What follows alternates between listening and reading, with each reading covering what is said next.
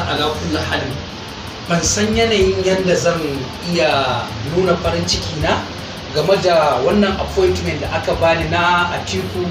for Nigeria ba. Ranar da aka saki wannan appointment nawa na cewar ni ne DG na Kannywood na bangaren masu shirya filafilai na bangaren Hausa na Najeriya, ranar kasa bacci ne saboda farin ciki da nake ji a zuciyata.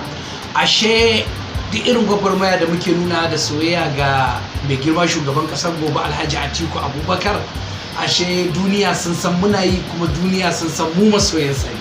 tunda har an tabbatar da cewar ya dace a bani wani appointment da yake bangaren masu filafilai jarumai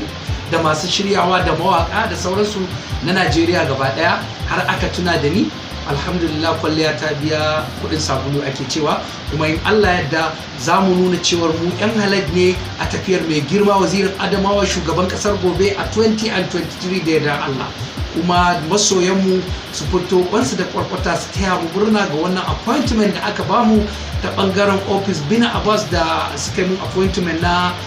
Director General na Kannywood bangaren Atiku for Nigeria. Alhamdulillah ala kulli halin, kuma za mu jajirce.